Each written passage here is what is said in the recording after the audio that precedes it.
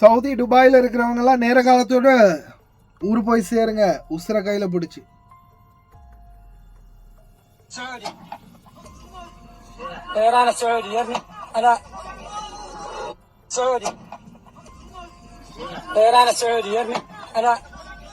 அஸ்ஸலாமு அலைக்கும் வரஹ்மத்துல்லாஹி வபரகாத்துஹு. அன்பார்ந்த அனைத்து உறவுகளுக்கும் இனிய மாலை வணக்கம். சோசியல் மீடியாவில் தற்போதைய சூழல்ல மிகவும் வைரலாகி பரவிக்கொண்டிருக்கும் மிக முக்கிய செய்தி, ஈரான் மொத்தமாக வீழ்ச்சி அடைந்தது மறுபடியும். அது ஒரு ஹைலைட்டான நியூஸ், சரியா? ஈரானுடைய ஒட்டுமொத்த பொருளாதாரம் மறுபடியும் கீழே இன்னும் சரிஞ்சிருக்குது, பணவீக்கம் அதிகரிச்சிருக்குது. இதோடு சேர்த்து இன்னொரு முக்கியமான தகவல், வெனிசுலா மீது தாக்குதல் நடத்தது அமெரிக்கா. இது ரெண்டும் சமூக வலைத்தளங்கள்ல இப்போதைக்கு பகிரப்பட்ட தகவல். இப்ப வாங்க, அரபு அமீரக படைகள் மீது சவுதி அரேபியா தாக்கியதா செய்திகள்ல மிக முக்கியமா வெளியாகிட்டு இருக்குது. சவுதி அரேபியா மற்றும் யுனைடெட் அரப் எமிரேட்ஸ் சண்டையிட்டுக் கொள்ளுமா? இந்த தாக்குதல் சவுதி அரேபியா நேரடியா விமான தாக்குதலை நடத்தி இருக்கிறாங்க.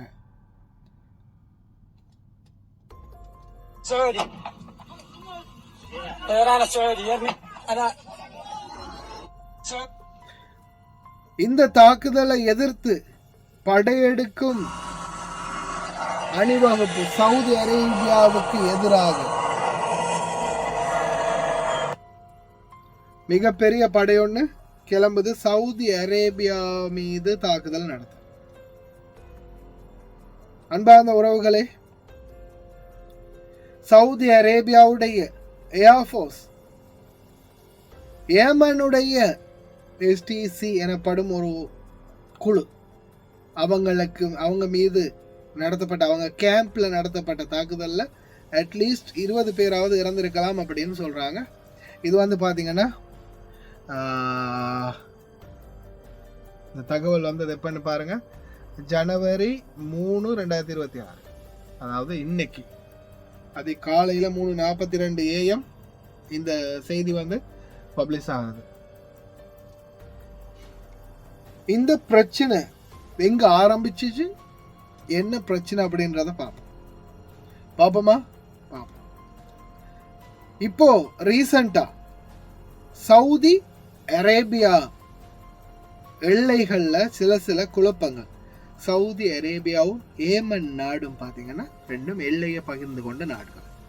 சவுதி அரேபியாவும் ஏமனும் தான் ரெண்டும் எல்லையை பகிர்ந்துகிட்டு இருக்கிறாங்க. மேல இருக்கிற சவுதி அரேபியா, இது சவுதி அரேபியா, இது ஏமன். கிட்டத்தட்ட பரப்பளவுல 1700, அதாவது குத்துமதிப்பு 1800 கிலோமீட்டர் தூரம். இப்போ உங்க வீட்டுக்கும் பக்கத்து வீட்டுக்கு நடுவுல இருக்கிறது காம்பவுண்ட் சுவர் இல்லையா, சுவர் மதில் இருக்குது, அதுதான் உங்களுடைய வீட்டை அவங்களுடைய வீட்டையும் பிரிக்குது. அதே மாதிரி தான் இந்த எல்லையும். இந்த எல்லை இந்த எல்லை ஏமன், அந்த எல்லை சவுதி அரேபியா. இந்த ரெண்டு நாடுகளையும் பிரிக்கிறது பாத்தீங்கன்னா இந்த எல்லை தான், எல்லை கோடுன்னு சொல்லலாம். இந்த எல்லை கோடு, இது ஏமனுக்குரிய எல்லை, இது சவுதி அரேபியா. இந்த எல்லை கோடு தான் ரெண்டு நாட்டையும் பிரிக்கிறது. அந்தந்த நாட்டுக்கு இடையில போர்டர் இருக்கும். இதுல ஒவ்வொரு பகுதி, நாம சாதாரண உதாரணத்துக்கு வடக்கு கிழக்கு தெற்கு மேற்குன்னு பிரிச்சுக்கிட்டு தெற்கையும் மேற்கையும் ஏமன் நாட்டு அரசாங்கம் ஆட்சி செய்யுது. அதாவது சும்மா அரசாங்கம் ஓட்டு கேட்டு ஜெயிச்சு இராணுவம், போலீஸ், விமானப்படை, அரசாங்க அதிகாரிகள் இப்படின்னு ஒரு அரசாங்கம் நடக்கும் இல்லையா, இப்ப இலங்கையில நடக்கிற மாதிரி அரசு ஆட்சி. மேற்கு, அதாவது மேற்கு தெற்கு, இது ரெண்டுலையும். வடகிழக்கு இருக்கு இல்லையா, கிழக்கு பகுதியை ஹவுதி, கொஞ்ச நாளைக்கு முன்னாடி ரொம்ப ஃபேமஸா பேசப்பட்ட வார்த்தை இல்லையா, செங்கடல் தாக்குதல், அதே மாதிரி இஸ்ரேலுக்கு எதிரான தாக்குதல், இஸ்ரேல் பாலஸ்தீன் பிரச்சனை எல்லாம் ஹூத்தின்னு அடிக்கடி ஹவுதி படையினரை பத்தி பேசியிருப்பேன். ஹவுத்தின்னு சொல்லக்கூடிய அவங்க அந்த நிலப்பரப்பை வந்து கண்ட்ரோலில் வச்சு கட்டுப்பாட்டில் வச்சுருக்காங்க யார்? ஹவுதி வந்து கிழக்கு பக்கத்து. இது நான் ஜஸ்ட் உதாரணத்துக்கு சொல்கிறேன், சரியா? இதை ஓவராக நம்ம தெளிவுபடுத்த வேண்டியதில்லை, சிம்பிளாக நம்ம தெளிவுபடுத்தணுன்றதுக்காக நான் சொல்கிறேன். ஜென்ரல் நாலேஜ் சும்மா நார்மலாக நம்ம தெரிஞ்சுக்குவோம் அப்படின்றதுக்காக. இப்போ வடக்கு இருக்கு இல்லையா, வடக்கு பக்கத்தை எஸ்டிசி அப்படின்ற இன்னொரு குழு. என்னடா எஸ்டிசி டெலிஃபோனான்னு கேட்டிங்கன்னா, எஸ்டிசி டெலிஃபோன் நெட்வொர்க் இல்லை, நான் சும்மா ஒரு பேச்சுக்கு சொல்கிறது தான், பேர் முழு விவரமெல்லாம் சொல்லக்கூடாது, நம்மளுக்கு அது சிம்பிளாக நம்ம முடிச்சுக்கிட்டா நல்லா, நம்மளுடைய தொழிலாளர்களுக்கு தெரிஞ்சு கொள்ளணுன்றதுக்காக நான் சொல்லித்தரது சும்மா சிம்பிளாக. இந்த எஸ்டிசின்ற குழு வந்து ஒரு பக்கம் இருக்கிறாங்க, அவங்க வந்து வடக்கு ஆட்சி செய்கிறாங்க, வடக்கை வந்து கண்ட்ரோலில் வச்சிருக்கிறாங்க. வடக்கு கிழக்கு ரெண்டும் பார்த்தீங்கன்னா 2 படைகள்கிட்ட இருக்குது, ஹவுதி படைக்கிட்ட கிழக்கும், வடக்கு வந்து எஸ்டிசின்ற படைக்கிட்ட. தெற்கும் மேற்கும் பார்த்தீங்கன்னா அரசாங்கத்துடைய ஏமன் நாட்டு அரசாங்கம் அவங்களுடைய கண்ட்ரோலில் இருக்குது. இதில் ஏமன் நாட்டில் பார்த்தீங்கன்னா யுனைடெட் அரப் எமிரேட்ஸ், அதாவது யுனைடெட் அரப் எமிரேட்ஸ் வந்து ரொம்ப தூரத்தில் இருக்குது. யுனைடெட் அரப் எமிரேட்ஸுக்கும் இது யுனைடெட் அரப் எமிரேட்ஸ், இந்த யுனைடெட் அரப் எமிரேட்ஸுக்கு எந்த ஒரு எல்லையுமே இல்லை ஏமனோட. ஏன்? யுனைடெட் அரப் எமிரேட்ஸுக்குரிய எல்லை பிரிப்பில் பார்த்தீங்கன்னா 190% சவுதி அரேபியாவும் ஒமானும் கத்தாரும், கத்தார் கூட வராது, just United Arab Emirates, Oman, Saudi, இவங்க 3 நாட்டுக்குள்ளே தான் பஞ்சாயத்து இருக்குது. நில பிரச்சனை வந்தாலும் ஏமன் இங்கே இருக்குது, சவுதி இங்கே இருக்குது. ஏமன், சவுதி, இந்த யுனைடெட் அரப் எமிரேட்ஸ், ஏமன் 2 நாட்டுக்கும் ரொம்ப தூரம், சம்பந்தமே இல்லை. இது யுனைடெட் அரப் எமிரேட்ஸ், இது வந்து ஏமன், 2க்கும் நிறைய டிஸ்டன்ஸ் இருக்குது, நிறைய 3 நாடுகள் இதை பிரிக்குது, 2 நாடு சவுதி அரேபியாவும் ஒமானும். அப்போ நிலம் சம்பந்தமாக இவங்களுக்குள்ள எந்த ஒரு கனெக்ஷனும் இல்லை. ஆனால் ஏமனில் பார்த்தீங்கன்னா யுனைடெட் அரப் எமிரேட்ஸ் உடைய, ஐக்கிய அரப் அமீரகத்துடைய படை இருக்குது, அவங்களுடைய இராணுவம் இருக்குது. இப்போ யுனைடெட் ஸ்டேட்ஸ் ஆஃப் அமெரிக்கா இராணுவம் வந்து பல நாடுகளில் இருந்தாங்க இல்லையா, அது மாதிரி அமீரகத்துடைய இராணுவம் வந்து இங்கே இராணுவ பேஸ் இருக்குது, இராணுவ பேஸ். இதுக்கு பார்த்தீங்கன்னா என்ன பண்ணுறாங்கன்னா, அல்முக்காலா இந்த பகுதிகளில் ஒரு போர்ட் இருக்குது. அந்த போர்ட்டுக்கு பார்த்தீங்கன்னா, அதாவது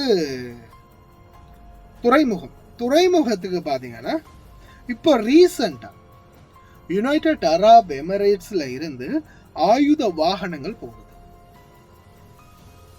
டேங்க் ஆயுதங்கள், நவீன ஆயுதங்கள் கொஞ்சம் போகுது. இது யாருக்கு போகுது அப்படின்றது ஒரு கிளியரிஃபிகேஷன் இல்லை. இதில் வந்து மெயினாக இந்த சூழலில் வந்து இந்த நாடுகளுக்குள்ள இப்போ 3 பேர் ஆட்சியாளர்கள்னு சொல்லலாம் இல்லையா. ஒன்று அப்துல் மலிக் அல் ஹூதி, அந்த ஹவுதி படையினர், அதே மாதிரி இங்கிட்டால எஸ்டிஏசி யூனிட்டு, அங்கிட்டால அரசாங்கம் ஆட்சி செய்யுது, ஏமன் நாட்டு கவர்மெண்ட். அப்போ இந்த சூழலில் ஹவுதி படை வந்து ஃபுல்லாகவே எகென்ஸ்டாக இருக்கிறாங்க இஸ்ரேலுக்கு, மற்ற நாடுகளுக்கு, அந்த அரபு நாடுகளோட, பாலஸ்தீனோட எதிர்க்கிற நாடுகளோட எகென்ஸ்டாக இருக்கிறாங்க. சவுதிக்கும் அவங்க வந்து ஆதரவு தெரிவித்தாங்க. ஏமன் நாட்டு அரசாங்கமும் சவுதியோட அப்படின்ற மாதிரி இருக்கிறாங்க. ஆனால் இதில் எஸ்டிசின்ற குழு வந்து பார்த்தீங்கன்னா கூடுதலான அவங்களுடைய ஆக்கிரமிப்பு, ஏமன் நாட்டில் அவங்களுடைய கூடுதலான ஆக்கிரமிப்பு பார்த்தீங்கன்னா இந்த பகுதிகளில் தான் இருக்குது. இந்த பகுதியோடைய அடுத்த பக்கம் யாருன்னு பார்த்தீங்கன்னா சவுதி அரேபியா. இது சவுதி அரேபியா, இந்த பக்கம் வந்து இந்த ஹூதி டீம் வந்து இந்த ஏரியாவில் இருக்கிறாங்க. அப்போ இங்கேருந்து இந்த நிலப்பரப்பில் கொஞ்சம் சரி ஒரு சீண்டல் சரி நடந்தாலும் அது சவுதி அரேபியாவை தான் பாதிக்கும். இப்படி இருக்கும்போது இந்த சுற்று வட்டாரம், இந்த கடல் பரப்பு, இதில் பார்த்தீங்கன்னா இந்த இடத்துல வந்து இஸ்ரேல் இருக்குது. இஸ்ரேல் இங்கேருந்து பனாமா கால்வாய் வழியாக, பனாமா கால்வாய் இருக்குது, பனாமா கால்வாய் வழியாக அப்படியோ இந்த இஸ்ரேல், ஜோர்டான், ஈஜிப்து, அதே மாதிரி சவுதி அரேபியா, ஏமன் இந்த நாடுகளை சுற்றி தான் அப்படியே இந்த கடல் பரப்பு. நல்லா பாருங்க, இதுக்கு மிகப்பெரிய கடல் பரப்பு. இப்போ இதில் வந்து இலங்கைக்கு உட்பட பொருட்கள் கொண்டு வரணும்னா கடலை சுற்றணும். இந்த பெரிய கடலை இந்த இந்த நாடுகள் இருக்கு இல்லையா, ரஷ்யா, அதே மாதிரி Sweden, Finland, Norway, United Kingdom, Denmark, Ireland, Iceland, Greenland, இந்த மாதிரி பல நாடுகள், United States of America, Canada, Mexico, இந்த மாதிரியான பல நாடுகளில் இருந்து பொருட்களை ஏற்றி வரக்கூடிய கப்பல் வந்து பார்த்தீங்கன்னா இந்த கடல் பரப்பில் வந்து ஜஸ்ட் இந்த இடத்துல வந்து உள்ளே என்ட்ராகிட்டாங்கன்னா இதில் சின்ன சின்ன வழிகள் இருக்குது.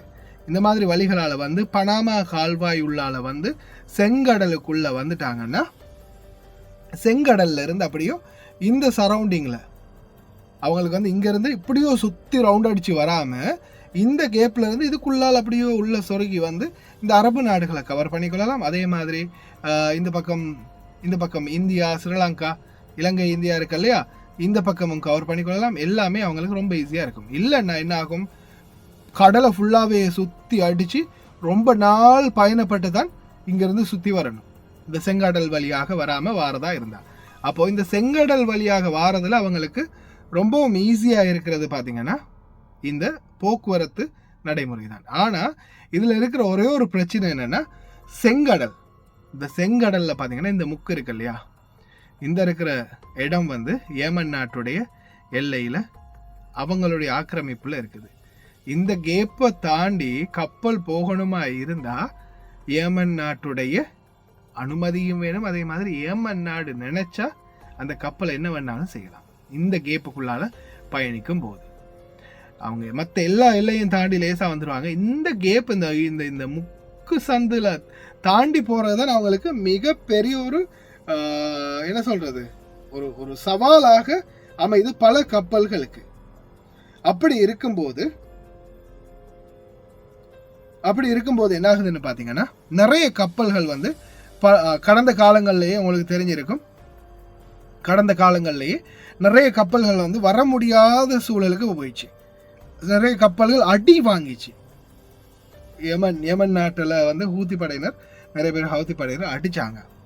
அப்போ இந்த மாதிரி சந்தர்ப்பத்தில் இந்த கப்பல்கள் வந்து இந்த ரூட்டால் வந்து தான் யுனைடெட் அரப் எமிரேட்ஸாக இருக்கட்டும், குவைத்தாக இருக்கட்டும், கத்தாராக இருக்கட்டும், ஏன் ஈராக் வரைக்கும் இந்த பயணம் வந்து இந்த கப்பல் வழியாக வந்தால் இந்த ஏரியாக்குள்ளே வரும்போது தான் அவங்களுக்கு ஈஸியாக இருக்கும். இந்த ரூட்டு தான் நல்ல எரிபொருள் மிச்சம், கடலை மிகப்பெரிய ஒரு கிலோமீட்டர் கணக்கு சுற்றி வர வேண்டியதில்லை, உள்ளால ஷார்ட்கட்டாக வந்துடலாம். பல நாடுகளுக்கு இதில் உதவி இருக்குது.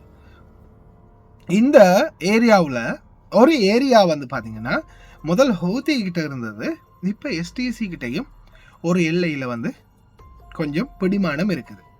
இப்போ முதல் வந்து தனி ஹூத்தி ஆக்கிரமிப்பாக இருந்தது. இப்போ இந்த கடல் எல்லையில் ஒரு சில பகுதிகளை வந்து இந்த எஸ்டிசின்ற டீமும் வந்து கொஞ்சம் பலம் வாய்ந்தவங்களாக இருக்கிறாங்க அந்த ஏரியாவில். இப்போ யுனைடெட் அரப் எமிரேட்ஸ், அதாவது ஐக்கிய அரபு ராஜ்யம் வந்து என்ன பண்ணுறாங்க, அமீரகம் என்ன பண்ணுறாங்கன்னா அனுப்புகிறாங்க இந்த ஆயுதம், இந்த சாமான்கள் அனுப்புகிறாங்க இல்லையா. இது போன கப்பல் ரேடாருக்குள்ள சரௌண்டிங் காட்டல. அவங்களுடைய நேவிகேஷன் சிஸ்டம் மற்றும் ரேடார் ஸ்கேனிங் சிஸ்டம் எல்லாமே ஆஃப் பண்ணிட்டாங்க. இவங்க வந்து ஏமனுடைய துறைமுகத்தில் போய் இறங்கினதுமே உள்ளே இறக்குற பொருட்கள் எல்லாம் பார்த்தா இது எல்லாமே பார்த்தீங்கன்னா இராணுவ தளபாடங்கள், டேங்க்கு, அது இது, ஆயுதம், வியாபாரம், ஆயுத பொருட்கள். இப்போ இவங்க வந்து இதில் என்ன பிரச்சனைன்னா உங்களுக்கே தெரியும், இப்போ நான் சொன்ன இடத்துல பார்த்தீங்கன்னா உங்களுக்கே தெரியும், சவுதி அரேபியாவுடைய எல்லைக்கு ரொம்ப அருகில் தான் வந்து யார் இருக்கிறாங்க, இந்த டீம் இருக்குது, எஸ்டிசின்ற இந்த டீம் இருக்குது. அவங்களுக்கு நல்லபடியாக பக்கபலமாக ஆயுதங்கள், நல்ல ஹெவியான ஸ்ட்ராங்கான வெப்பன்ஸ்கள் கிடைச்சா அவங்க எந்த நேரத்திலையும் அடித்து பிடிச்சி சவுதி அரேபியாவில் பாதியை பிடிக்கலாம். புரியுதா? அவங்கள்ட்ட ஸ்ட்ராங்கஸ்டான வெப்பன் இருந்து சவுதியை எதிர்த்து போராடக்கூடிய டேலண்ட் இருந்துச்சுன்னா, ஆயுதமும் இருந்துச்சுன்னா, எந்த நேரத்தில் வேணாலும் இந்த யமனுடைய இந்த கோடு சவுதி அரேபியா, இது சவுதி அரேபியா, இது வந்து ஏமன், இங்கே இருக்கிற இந்த கோடை அவங்க கொஞ்சம் இந்த பக்கம் வரைக்கும் கொண்டு போகலாம். நில ஆக்கிரமிப்பு தான் அதிகமாகவே நடக்குது எங்கே பார்த்தாலும். இந்த இங்க இருக்கிற போர்டரை இங்க வைக்கலாம், சவுதி அரேபியாவில் பாதியை பிடிச்சிடலாம் அவங்க நினைச்சா. அந்த அளவுக்கு அவங்கள்ட்ட ஆயுதம் பலம் இருந்துச்சுன்னா. ஆனா இப்போ தன்னுடைய இராணுவத்துக்கு இராணுவ முகாமுக்கு அனுப்புறதா சொல்லி யுனைடெட் அரப் எமிரேட்ஸ் வந்து இந்த எஸ்டிசிக்கு மறைமுகமா உதவி செஞ்சிருக்காங்க அப்படின்றது வெளி வந்திருக்குது. துரோகம் யுனைடெட் அரப் எமிரேட்ஸ் செஞ்சது சவுதி அரேபியாவுக்கு மிகப்பெரிய துரோகம் அப்படின்னு சொல்றாங்க. இந்த துரோகத்தின் வெளிப்பாடு தான் இன்னைக்கு அதிகாலையில பாத்தீங்கன்னா இந்த எஸ்டிசி கேம்ப் போட்டிருக்காங்க இல்லையா, ஒரு இடங்கள்ல பாலைவன பகுதிகளில் ஏமன்ல இருந்த தீவிரவாதிகள், அவங்க மேல அதிரடியான தாக்குதல், வான்வெளி தாக்குதல். அந்த கதறலை தான் நீங்க இப்ப கேட்டிருப்பீங்க. சவுதி அரேபியா சவுதி அரேபியான்னு சொல்லி கத்துறாங்களே.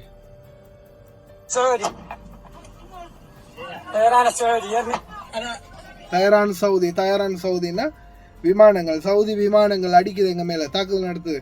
அப்படியே இந்த வீடியோ ஃபுல்லா நான் ரெக்கார்ட் பண்ணல, ஏன்னா அது அடிச்சு நொறுக்கு வீடியோ எடுத்து இருந்தாலும் பீஸ் பீஸா பறக்கிற அளவுக்கு அடிக்குது.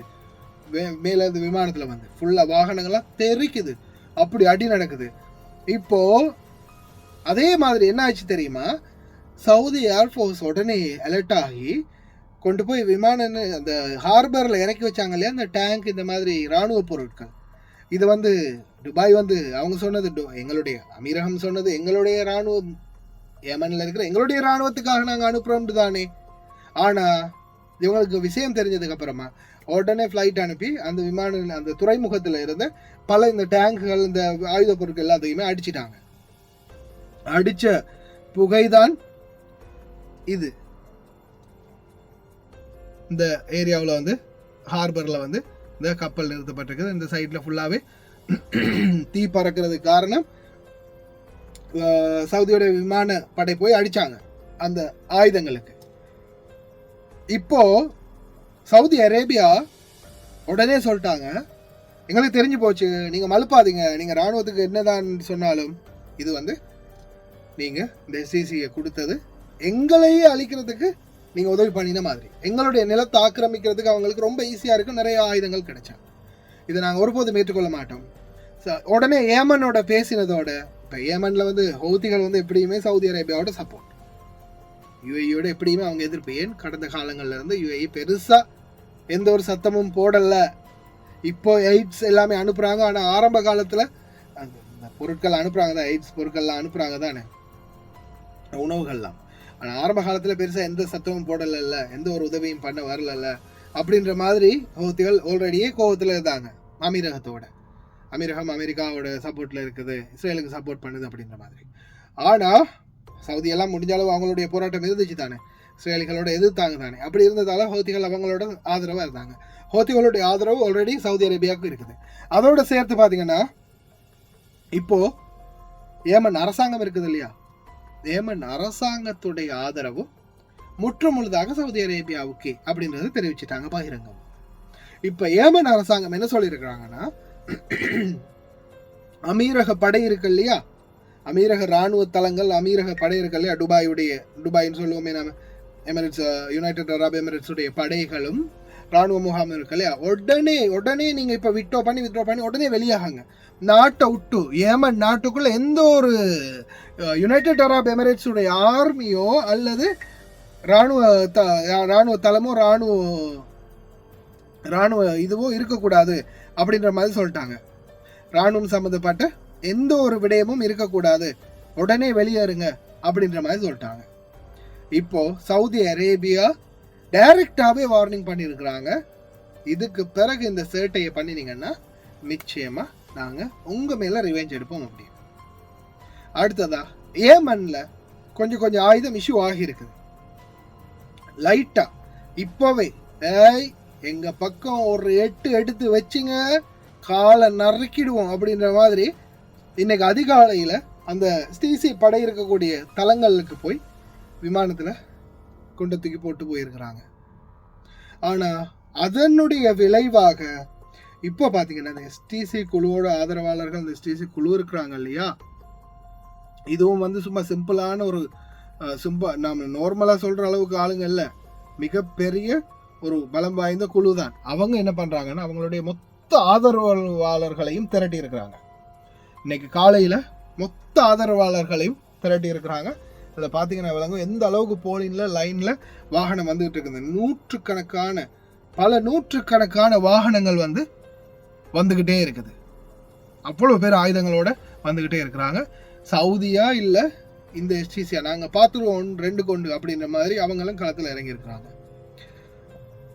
இப்போ அமீரகத்துக்கு ஒரு எச்சரிக்கை தான் விடுத்திருக்கிறாங்க. ஆனால் இவங்களோட டைரெக்டாக ஃபைட் ஆரம்பிச்சிட்டாங்க, அடிச்சிட்டாங்க. பதிலடி நிச்சயமாக இவங்க சவுதிக்கு கொடுப்பாங்க எஸ்டிசி. ஆனால் இது தொடர்ந்துச்சுன்னா உள்ளுக்குள்ள அமெரிக்கா தலையை போடும். அதுக்கப்புறமா ஏமன் சவுதி 2 நாட்டையும்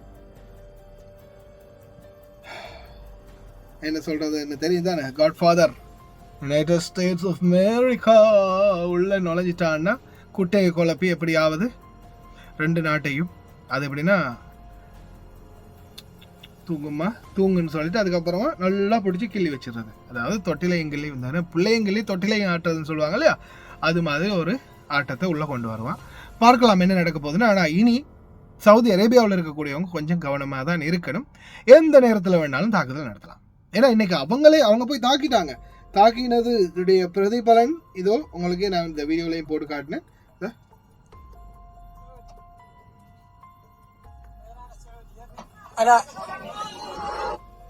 இது அவங்க தங்கி இருக்கிற இடம். இது அவங்க அந்த கூடாரம் இருக்கு இல்லையா, அந்த கூடாரம் அவங்களுடைய கூடாரம், அவங்க தங்கி இருக்கக்கூடிய இடம். இந்த எஸ்டிசி படை அவங்க தங்கி இருக்கக்கூடிய இடத்துக்கு நேரடியாக டீட்டெயில்ஸ் கிடைச்சதுமே போய் தாக்கியிருக்கிறாங்க. இப்போ இதுக்கு பதில் தாக்குதலுக்கு தான் அவங்க ஆயத்தமாகறாங்க சவுதி அரேபியாவுக்கு எதிராக. இறைவன் பாதுகாக்கட்டும். யாருக்கும் எந்த ஒரு தொல்லையும் இல்லாமல், எந்த ஒரு கஷ்டமும் இல்லாமல் வெளிநாடுகளில் உழைக்கிறதுக்காக எங்களுடைய பல உறவுகள் இருக்கிறாங்க. யாருக்கும் எந்த ஒரு ஆபத்தும் வந்துடக்கூடாது, பிரார்த்தனை செய்வோம். இது சம்மந்தமான மேலதிக டீட்டெயில்ஸ்கள் கிடைச்சா அவங்களுக்கு தரேன். ரொம்பவே லேட் ஆகிடுச்சு. ஆனால் இந்த தகவலை தெளிவுபடுத்தணும் அப்படின்றதுக்காகத்தான் இவ்வளோ நேரம் எடுத்து பார்க்கலாம். ரொம்ப கவனமாக இருங்க.